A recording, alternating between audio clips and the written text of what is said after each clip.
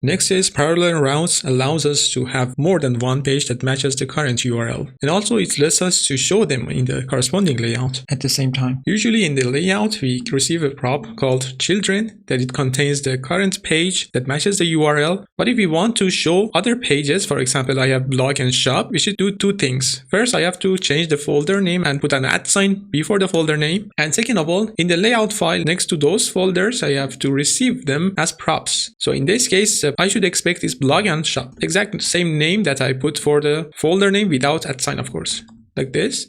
And then I can render them wherever I want. For example, I go with showing them here, blog and shop. Now let's run the project, npm run dev. If I refresh, you see I have homepage, blog post, and shop.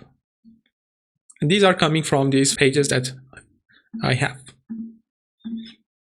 But the question is, why should we go with pages? I could have done this with components, and I could simply render the component and make this route as a component instead of page. So this is the subject of this video, as well as some use cases that we can have by using parallel routes. Okay, the first question is, why should we use parallel routes instead of components? I could have components here instead of pages. And the reason is there are some benefits by using pages. First of all, we know that pages are different than components. They can have a loading next to them, they can have errors next to them, and by having loading or error, Next.js will take care in case of having an async job at the page level or having an error, it will render the loading or error for us. But by having components, we have to take care of them.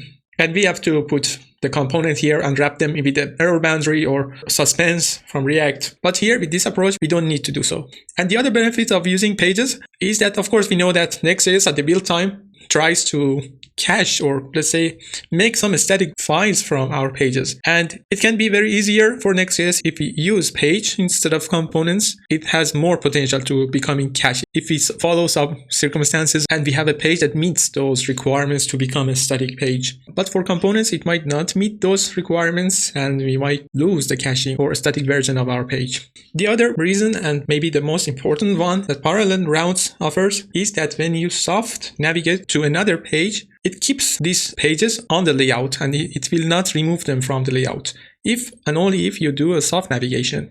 And by the way, we call this kind of rendering a slot. So we call them a slot, and then they are going to be filled with a proper folder or proper page that matches that slot. So let's explain how it persists them and keeps them on the page as soon as we head into another page.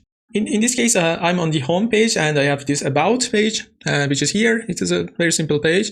If I try to navigate to this about, first of all, I have to mention that I'm on the home page and I'm showing two other pages, blog posts and shop page that comes from here, these two pages. And the home page itself is this only the yellow box that you can see at the top. If I navigate to about page, I'm expecting only the home page, which is the children, the place that children is placed, to be replaced with the about page content, but blog and shop should remain the same. Let's try. And as you can see, only the yellow box that used to host only the home page is replaced now, but we still see blog post and shop page here. And the fun fact is that if I refresh the page and let's take a look into the URL, you can see the URL is now about, but still we are seeing these two slots. They are visible, they are not eliminated from the DOM.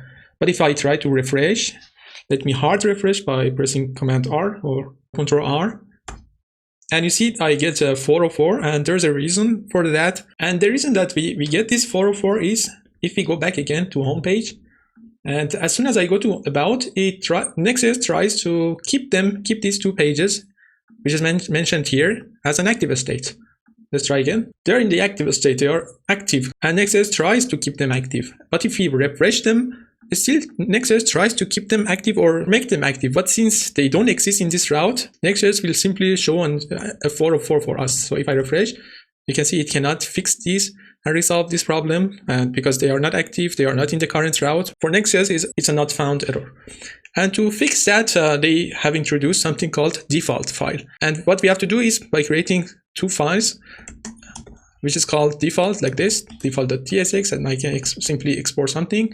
Export default function like default page, and for now I can just simply return null, and the same for the shop folder for both slots or the parallel routes that I have. Now if I refresh, you can see it's fixed, and now I only see about page. Let's try again. If I go home, I see both of them. If I hit to about page with soft navigation like this, still I have them, but if I refresh, hard refresh, you can see they are gone because the default page is null. That's something that I'm rendering. There's nothing to show, and Next.js is trying to show these two and render these two. And if I refresh something or put something here like this, you can see it exists now, and it works as expected. So that was a second reason that why we should use and what is the benefits of the parallel routes. But still, it might sound a little bit weird or confusing why we need them. What is the use case? What kind of problems they can solve for us? And to explain it better, I'm going to bring two examples, two useful examples that are by using parallel routes, they are much simpler than if we go with other solutions like components and handling a lot of states in the project to have the same behavior. So stay with me. I will start with the first example that parallel routes can help us achieve them easier. For the first example, I have created a login page with /login URL, of course. And it has this page, and inside it, it's simply a login. You can see the design here at the right side. But there's a slight difference, and it has an opacity in the background, because I will show you in a minute how it will behave. And it has a position fixed to cover the entire page. And I have added this backdrop blur filter or effect to make everything behind this login in blur. And also it has this go back button, which is a simple button that by clicking on this, users will be redirected to the previous page by calling the back function from the router, which comes from this use router book. Now if I go to home here, I change the URL to home. As you can see, I have this home and then blog and shop, exactly like before. But in the shop, I have made a small change that by clicking on each one of these products, mug products, I will keep the selected item into a state as the selected, and I put that yellow border around them. Let me show you how it works. In the page, I moved all the products to list component, and in the list component, I have this simple use state, and then you can see that it keeps the current product ID, which is selected. And if I click on one of these elements, you can see that I put the set selected to the product ID. So if I click on this products, you can see that they become selected. And the reason was that I wanted to have this state, user state, that is responsible to keeping the state or keeping some data on the page. So let's go back to layout, and it's like before exactly. Now if I click the login, let's see what happens. First of all, login becomes visible, and it's replaced with the home content. It used to be here at the top, and then you see blog posts, which is blurred, and shops, and then this login came to life, and it is covering the entire page because of that styles that I mentioned. And we are in the login URL at the moment. As you can see, we have those slots visible, which comes from here, but the children is replaced with the login. If I go back, you can see the home again will be replaced as the children of the current layout, and now login is gone. But still we have blog post and shop. Now let's select another product.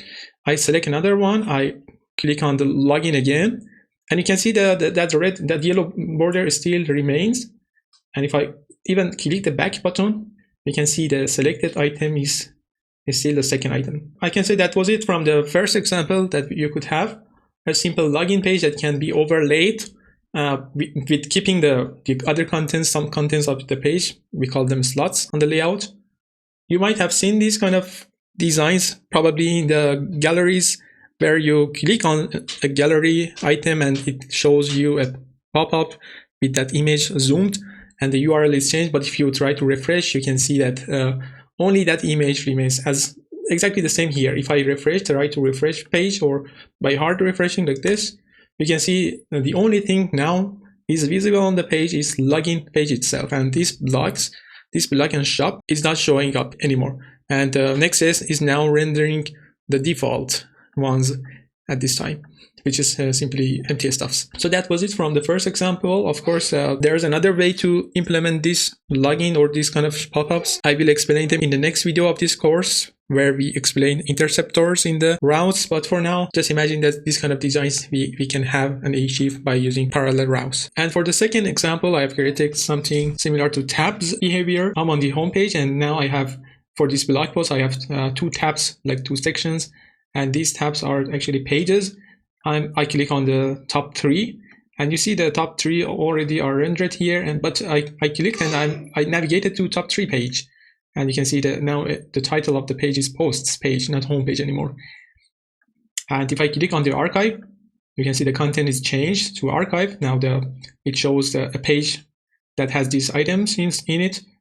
And also the title has been changed to archive, and the route as well now in the archive page. And the interesting thing is that if I select something in the shop page or shop section or shop slot, you can see by clicking or navigating to top 3, still this one remain the same and the state persists. If I navigate through pages between tabs, you can see the item, the selected item won't change here. But as soon as I refresh the page, since for example here I'm on the top 3 page, if I refresh, you can see it only shows the top 3 page, and also as well as if I click on the archive. I click on the archive, now the route is archive, and I don't have that shop or homepage slots anymore in this page because they are replaced with the actual page here. And to explain you how it works, let me go back to home. What I have done is here I have created a layout inside the blog, and this layout actually has 2 links. One link refers to top 3 and the other to archive. And it has these children. And since this layout is at the root level for the blog folder itself, and this blog is actually a parallel route, whatever places inside the children is going to be rendered in here as the blog slot. So they are kind of connected. This blog looks for a folder called blog, and inside this blog we have this layout, and inside this blog we have these children, and it's going to be replaced with one of these pages that we have. For instance, we have archive page and top 3, and also another page next to my layout. And this page next to my layout simply renders a component called posts, which is simple. These items, post 1, post title 1, 2, 3, and also as well as these top 3. And if I go to top 3, you can see exact same component is rendered. So no matter if the users are on the home page, this page is going to be rendered because it is part of the blog slot. But if users navigate to top 3 by clicking on this top 3 link, they're going to be navigated to top 3 URL, and this page is going to be rendered as the child of this layout. And this layout, as I said before, is part of another slot, so it's going to be rendered at this section on the home page. Also, finally, we have this archive. If I navigate to archive, this page is going to be rendered that has this archive title 1, 2, 3, like this. And as soon as I navigate to archive or top 3, if I refresh, you see other sections are gone, and the reason is that in this route, at the root layout level, we are expecting blog and shop to exist somehow, right? But they don't. They are not in the current route. They are not matching the current route. And in this case, the default is going to be rendered. Default for blog and default for shop. And I explained this section before how it works. So that was it from the second example. I hope you get the idea and you know how you can use it in the future when you need to show multiple pages on the same layout with the same URL by using parallel routes and having these slots on the layout. For the final talk here, I'm going to explain one last thing that we already covered, but it's good to know that we can also have them here, and it's having loading or error. And we have covered them in the previous videos. Since these blog and shop are actually pages, we can also have loading or error. For example, for this shop, I'm going to have a loading, and I create a file called loading like this. And I have to export something, export default function like this, or loading, call it shop loading, return. For now, I just simply return a simple text, and it's fine. Now I'm going to make this page to do an async job. For example, what I can do, first I have to make it async function, then I can just simply await for a set timeout for 1 second. And in this case, if I refresh, you can see this part, this section, maybe I have to extend it to 3 seconds. like this. As soon as I refresh, I'm on the home page. You can see that this shop at the beginning shows this loading as the fallback, and as soon as it gets ready and this HTML is streamed to the end users, to the browser, it's going to be replaced with the loading.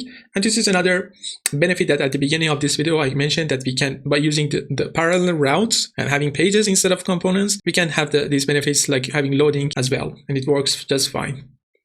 And that was it from the parallel route. I hope you get the idea how to work with them, and see you in the next ones.